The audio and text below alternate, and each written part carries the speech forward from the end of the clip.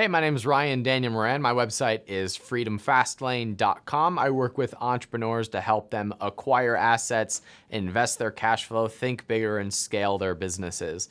Today, I want to talk to you about investing your profits. And before we talk about the actual ways that you can invest for long-term cash flow and wealth, we should address something really important, and that is that everything is an investment. The way you spend your time is an investment. The books you read are an investment. The food you put in your body is an investment. Your ROI when you're dead is really bad. So if you are not making your body, I say your body is probably your best investment because you can extend your life by 20 years by treating it well now. And how many of you know that when you leap out of bed and you're ready to crush the day and you're thinking clearly, you work better and you get a financial ROI on that energy? There's a financial ROI to the relationships that you have. How many of you have one relationship that has made you more money than anything else you've done before? An affiliate, a partner, a mentor who has given you that one tip, that one secret that has helped you scale and grow your business. The way that you think, the things that you put into your brain. Do you know we're all the product of what we put into our brain? Your thoughts come from who you hang out with and what you read. So when you're clicking clickbaity titles on Facebook, that's got an ROI. When you're getting sucked into negativity, when you're getting sucked into other people complaining about their life versus being around people who are smarter than you, who are wealthier than you, that know more strategies than you. You're reading books from people who have gone the path that you want to go. How many of you got one book that cost you 19 bucks but created $500,000 in value for your life, either with your happiness, with your business? So everything that we do is an investment. Every decision that you make is an investment. When we're investing our capital, we want a few things. We want to legitimately pay less taxes, we want to increase our cash flow, and we want to grow long-term wealth. Each one of those three areas you could write a book about, but there are some strategies that help us bridge the gap. I focus on taking our business, which financially is your greatest point of investment. And that's the first piece, because in a business, we can write off a lot. We will grow long-term wealth because we're building an asset. And hopefully, we're able to increase our cash flow as well from the profits that we make in the short term. So if your business is not already booming and profitable, there's no reason to take money out of the business and to put it into other investments. So our investments come from the long-term profits we make in our business. But a lot of people make the mistake of pulling money out of their business, which is really their greatest investment. It's their greatest source of financial ROI. And then they put it into other places that don't have as good of an ROI. So if the purchases of inventory that you're making are creating a 10x return, and you take that money out to put it into the stock market, which is getting a 10% return, you're losing 90%.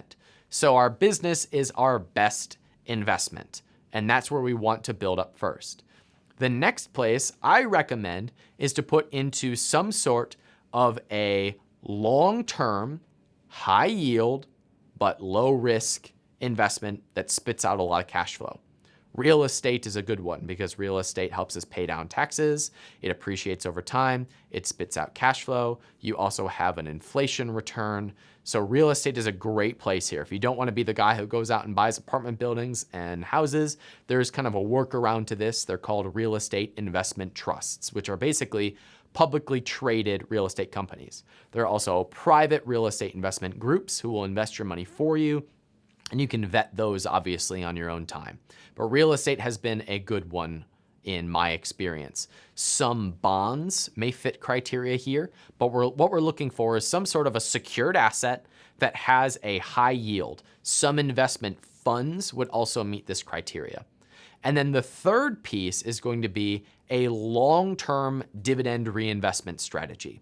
So the third piece of the investment is to put some of our personal income. So I like to put my business profits, once I take them out, into the high yield long-term asset class.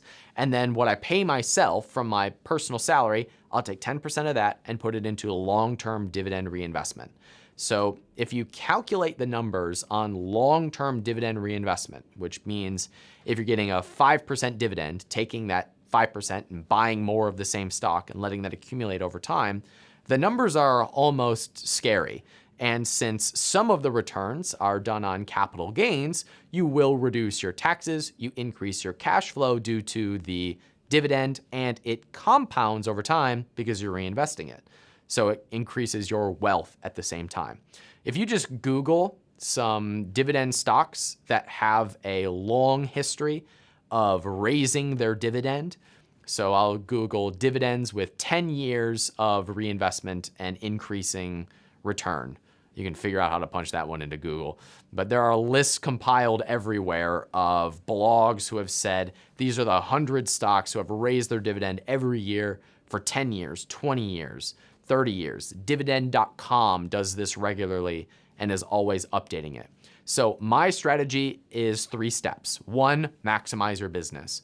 Once you are profiting from that and you have profits at the end of the quarter or at the end of the year, I will take that and I will reinvest what's necessary into the business.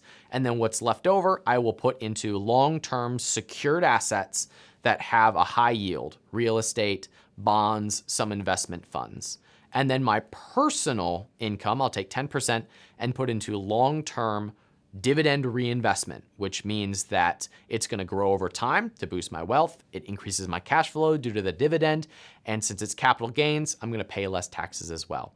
So these strategies hit all 3 of those important criteria. And that's how I invest. And I recommend my entrepreneurial students start to build up long-term cash flow and wealth. My name is Ryan Daniel Moran. I talk about this more on my podcast, which is called Freedom Fastlane.